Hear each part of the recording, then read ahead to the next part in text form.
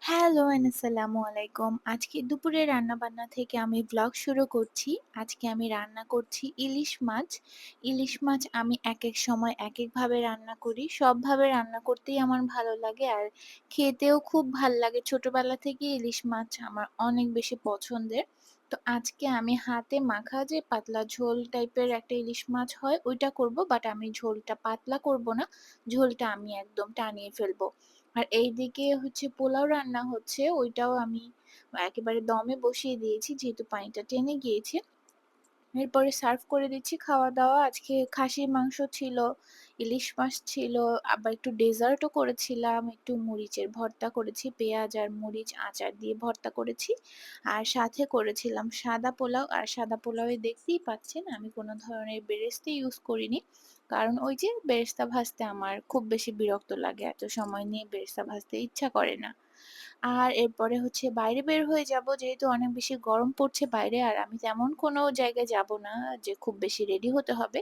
তো হালকা একটু টাচ আপ করে নিচ্ছি, একটু ব্লাশ দিচ্ছি যেটা আমার খুবই পছন্দের। আমার মনে হয় যে বাসায় থাকলেও আমি গোসল-টোসল করে যখন একটু ইয়ে হই আরকি তখন আমি ব্লাশটা এড করি। মানে সবসময় এপ্লাই করার চেষ্টা করি আরকি। আর একটু আইব্রোজটা এটাও আমার নরমালি মনে হয় আমি রেগুলারই করি। সাথে এক্সট্রা হিসেবে একটু লিপস্টিক দিলাম, একটু কম্প্যাক্ট পাউডার দিলাম। যেহেতু অনেক ঘামছিলাম, মনে হলো যে এটা দেয়া উচিত হবে বা ভালো হবে। তাহলে ঘামটা একটু কম হবে। আর সাথে একটু ম্যাচিং ইয়াররিংস পরে নিয়েছি। চুল আমি খোলা রাখবো না। অনেক বেশি গরম যেহেতু চুলটা আমি জাস্ট নরমালি বাসায় যেরকম থাকি সেভাবেই বেঁধে নিয়েছি। উপর থেকে একটু করে আঁচড়ে নিলাম। আমার চুল সুন্দর করার মানে একটু স্ট্রেইট করতে চাই। এরকম ইচ্ছা করে। মাঝে মধ্যে আমি এজন্য অনেক কিছু কিনেও রেখেছি বাসায়। বাট কখনো আমার ইউজ করা হয় না। আর দেখতেই পাচ্ছেন বের হওয়ার সময় কিন্তু আমি আবার চুল আরো বেঁধে ফেলেছি। কারণ অনেক বেশি গরম লাগছিল। এরপরে বাসা থেকে বের হয়ে গিয়েছিলাম। আর বের হয়ে একটু হালকা জ্যামের মধ্যে পড়েছিলাম।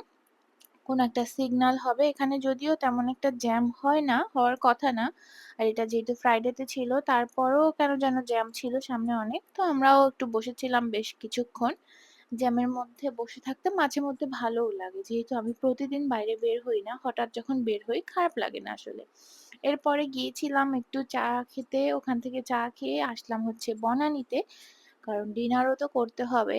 তো এখানে আমরা ১ম এ চলে আসছি হচ্ছে চিলক্স এর ১ম এ আসলে চিলক্স এ আসিনি। ১ম এ গিয়েছিলাম বিএফসি তে ওখানে খাবার পার্সেল করার জন্য অর্ডার দিয়ে দেন আমরা চলে আসলাম হচ্ছে চিলক্স এ। এখানে বসে আমরা হালকা স্ন্যাকস খাবো। এখানে একটা ফিশ টর্চ নিয়েছিলাম, সাথে ফ্রেঞ্চ ফ্রাই নিয়েছিলাম, একটা শেক নিয়েছিলাম।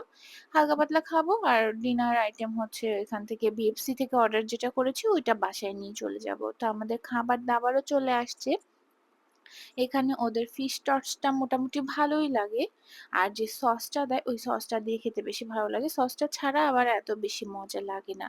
আর ওদের ২ টা সসই আমার অনেক পছন্দ। যেমন যেটা ফ্রেঞ্চ ফ্রাই খাওয়ার জন্য দেয় ওইটাও ভাল লাগে। আর যেটা ফিশ টস এর জন্য দেয় ওইটাও ভাল লাগে। আমি বসে, বসে খাচ্ছিলাম এখানে। আমার ইদানিং চিলক্স এ আসলে এটাই খাওয়া হয়। এর আগে আমি বার্গার-টার্গার খেতাম বাট ইদানিং আর খাওয়া হয় না। এরপরে চলে গিয়েছিলাম কুপার্সে বাসার জন্য ব্রেড, কেক এইসব জিনিস লাগবে আরকি বেকিং আইটেম। ওগুলা এখান থেকে কেনাকাটা করলাম আর দেখলাম যে ওদের অনেক, অনেক কেক। এই কেকগুলা কতদিনে বিক্রি হবে জানি না। বাট ওরা মানে ডেট শেষ হয়ে গেলে কি করে এটাও আমি জিজ্ঞেস করেছিলাম। আসলে তেমন একটা কিছু বলে নাই। এরপরে বাসার জন্য রওনা দিয়ে দিয়েছি। That's it for today. See you next time. Till then, আল্লাহ হাফেজ।